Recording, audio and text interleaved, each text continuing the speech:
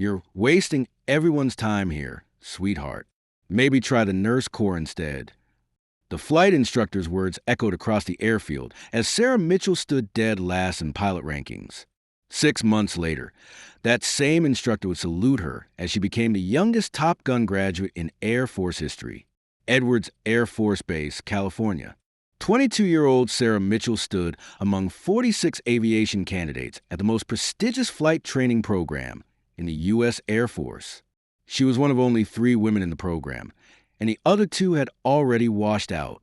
Sarah had dreamed of flying since age 7, watching her father's old Top Gun movies until she could recite every line. While other girls played with dolls, Sarah built model aircraft and memorized flight specifications. Her father, a commercial pilot, looked her in the eye when she announced her fighter pilot dreams. Then you better be the best damn pilot they've ever seen. Now she faced Chief Master Sergeant Rick Bulldog Henderson, a legend with 23 years of training pilots. He'd trained exactly 4 women. 3 had washed out. Most of you will fail, Henderson announced to the class. Flying a fighter jet isn't like driving daddy's car. Up there, hesitation kills. Mitchell, you're up first. The T-38 Talon trainer sat gleaming on the runway. For Sarah, climbing into the cockpit felt like coming home, until they took off. Her first attempted aileron roll looked like a dying fish flopping around the sky, as Henderson later described it. Her barrel roll became an uncontrolled wobble. When she tried a simple loop, she pulled too many GS and nearly blacked out. What the hell was that, Mitchell? Henderson's voice cut through the intercom. Her second loop attempt was worse.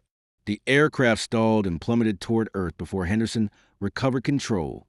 The landing was a disaster. Too high, too fast, requiring a go-around. In the debriefing room, Henderson was brutal. Mitchell, in 23 years of flight instruction, I have never seen a more spectacular display of incompetence. You're wasting everyone's time here, sweetheart. Maybe try the nurse corps instead.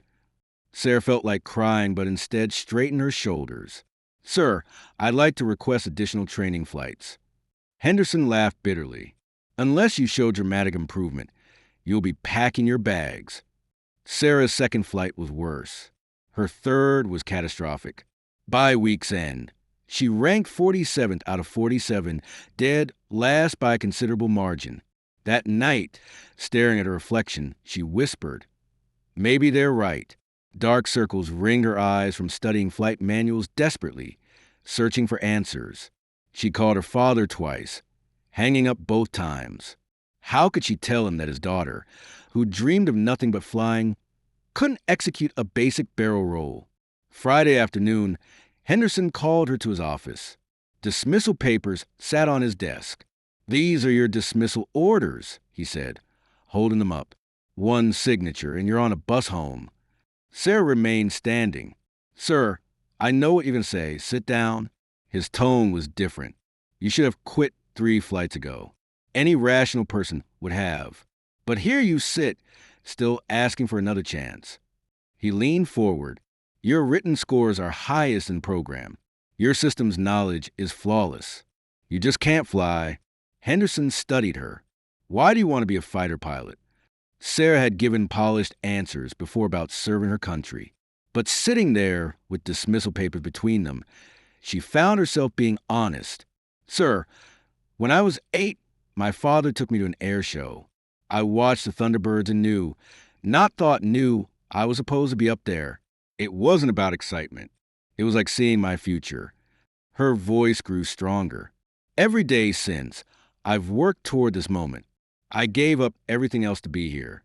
I know I'm failing, but I also know this is what I'm supposed to be doing." Henderson was quiet. Then he smiled, genuinely for the first time. "You know what your problem is? You're thinking too much. Flying isn't about your brain. It's about instincts. You're trying to operate the aircraft instead of becoming one with it." He dropped the dismissal papers in the trash. 3 more weeks. We're going to strip away everything you think you know and start over. The next morning, Henderson was waiting at 0500. "Today, we're not practicing maneuvers. We're just going to fly." As they strapped in, his voice came through the intercom differently. Less harsh, more instructive. Forget everything you've learned. Close your eyes and feel the aircraft. Sir, shouldn't I watch instruments? I'm watching instruments. You feel. Sarah closed her eyes during taxi, feeling vibrations through the seat. Engine tone changes. Gear compression over bumps. Keep them closed, Henderson said at takeoff. Feel the acceleration. At rotation speed. Now pull back. Don't think about airspeed. Feel when the aircraft wants to fly. Sarah's hand moved almost independently with gentle pressure she'd never used. The T-38 lifted smoothly. Open your eyes.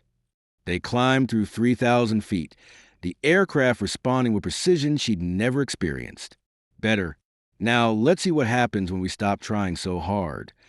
Over 3 weeks, Henderson stripped away conventional training and rebuilt her skills from foundation up. Instead of perfect technique, he taught instinct.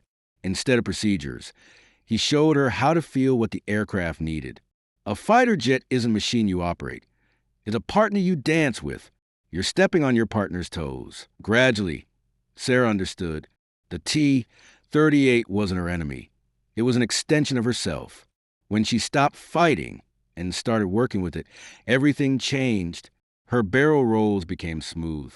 Her loops traced perfect circles. Most importantly, she developed a feel, that sense of what the aircraft could do and when. By week's end, her ranking climbed from 47th to 23rd. Not spectacular, but no longer embarrassing. She flew with confidence that impressed even Henderson. You're getting it, he told her. But getting it and mastering it are different. Ready for the real test. The real test came Tuesday morning when a civilian Cessna developed engine trouble in restricted airspace, flying blind in heavy cloud cover with failing radio. Weather was moving in, a storm that would make rescue impossible within an hour. The Cessna had 30 minutes of fuel, carrying a father and 12-year-old daughter. Henderson made a decision.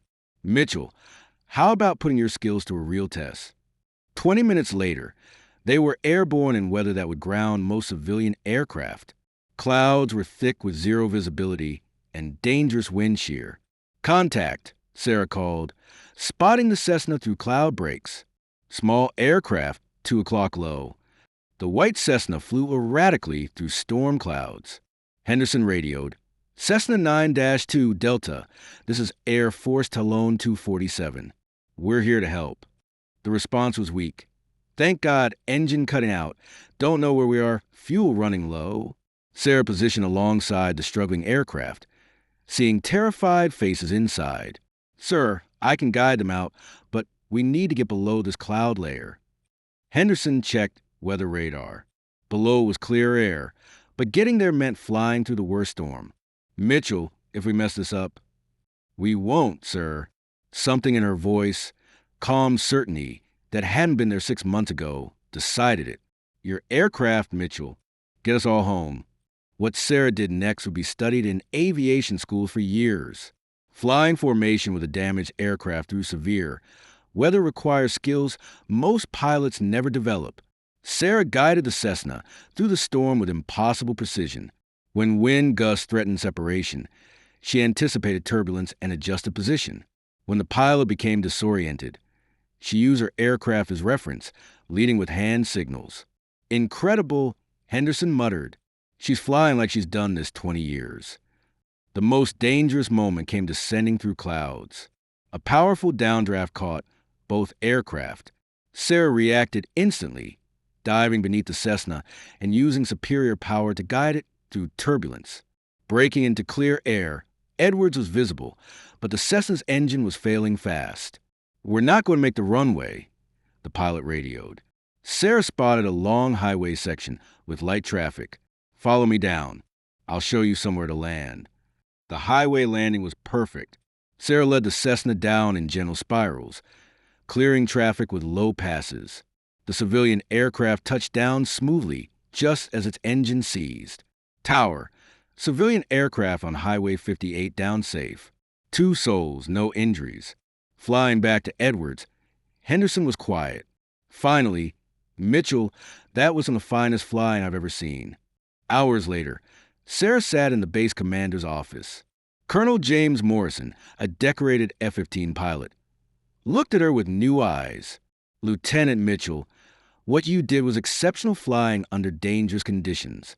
The storm produced wind sheer challenging for our most experienced pilots. Sarah shifted uncomfortably. Sir, I was just doing what needed to be done. No, you risked your life to save civilians with skill that surprised everyone here. He leaned forward. Henderson tells me you started dead last in your class. Yes, sir. As of this morning, you're ranked 7th out of 43 remaining candidates. After today, I expect that to improve. Sarah felt breathless. 7th? 6 months ago, she couldn't do a barrel roll. I'm recommending you for advanced fighter training. F-16 qualification at Luke Air Force Base. After that, the sky's the limit.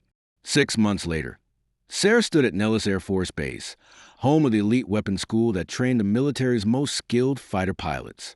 She was no longer the uncertain candidate from Edwards. The woman strapping into the F-16 Fighting Falcon carried herself with quiet confidence of someone proven under fire. Her Luke Air Force Base record was exemplary.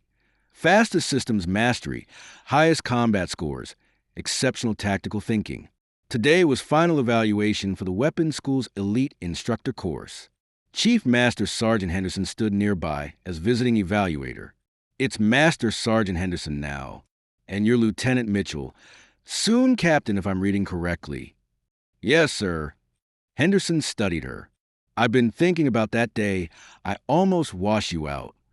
Sir, I told you that you were wasting everyone's time, suggested the nurse corps.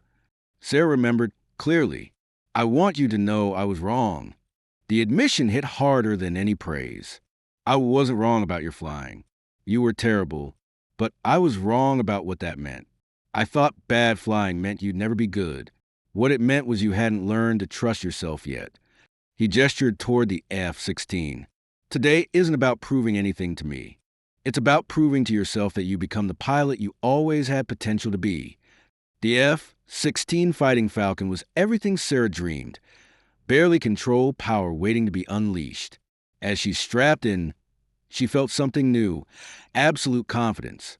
The evaluation tested every fighter pilot skill, air-to-air combat, ground attack, emergency procedures, tactical decision-making against an aggressor aircraft. Sarah didn't just react. She anticipated. The fight lasted 2 minutes, ending with her achieving missile lock from an unbeatable position. Textbook engagement. Nice work. The air-to-ground test required precision attack while avoiding surface threats. Sarah approached at low level, using terrain masking. When pop-up threats appeared, she timed her attack perfectly, destroyed all targets, and egressed before threats could engage. Outstanding attack profile. 100% effective. The final scenario tested adaptation under pressure, a time-critical mobile target with changing intelligence.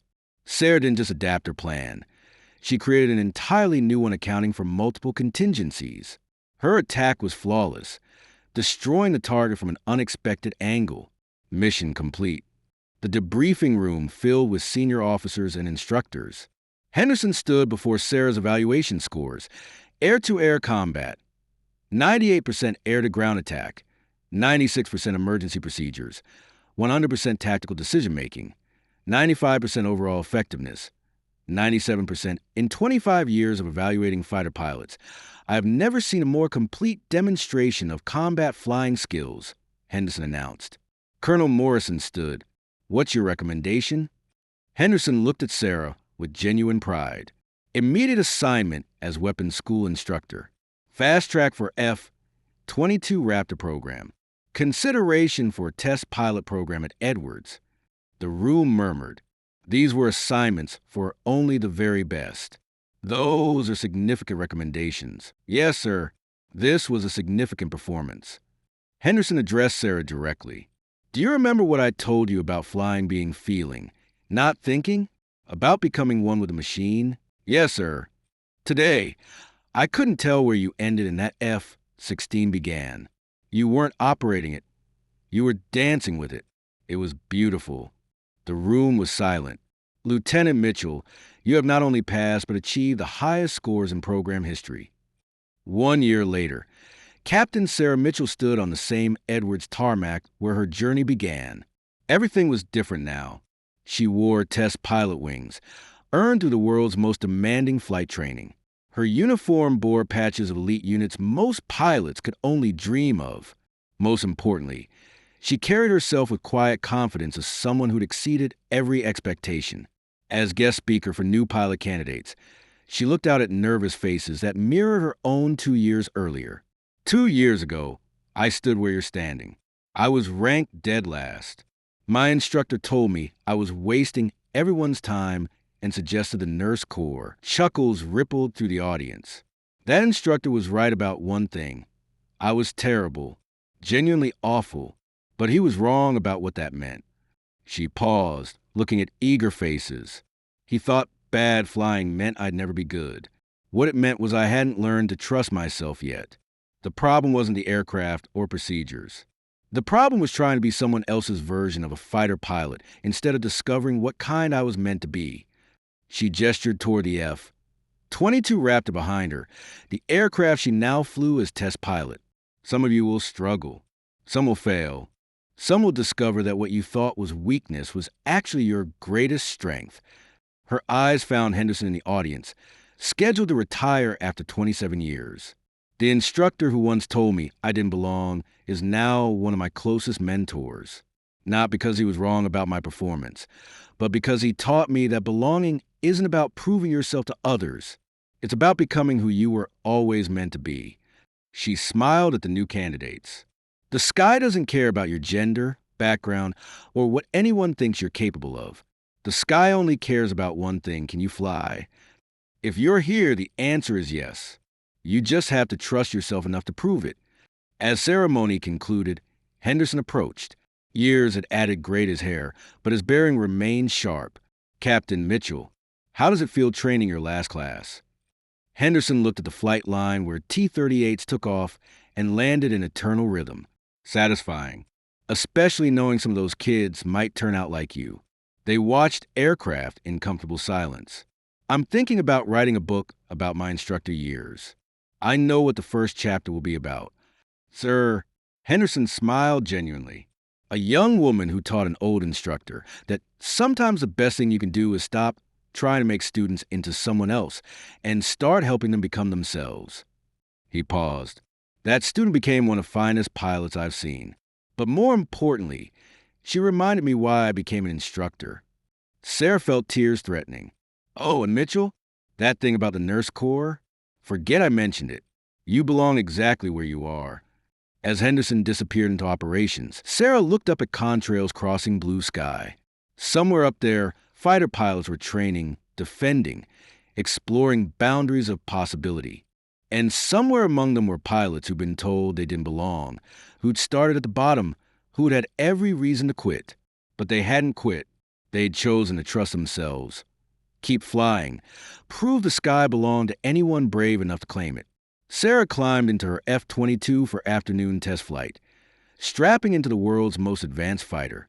As engines spooled up, she thought about the journey from last place to first, from wasting everyone's time to making history.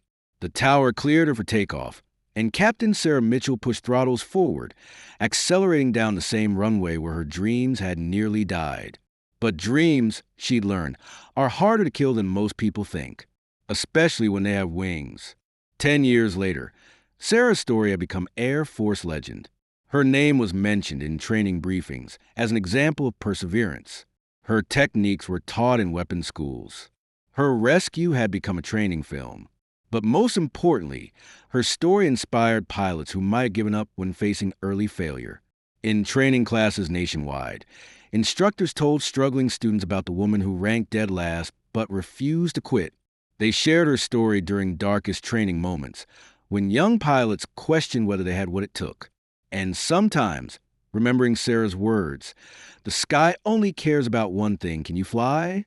Struggling pilots would climb back into aircraft, trust themselves a little more, and discover that sometimes the last shall indeed be first. Because every time someone chooses to keep flying when everyone tells them to quit, Sarah Mitchell's legacy takes flight once again. And the sky, as always, waits for those brave enough to claim it.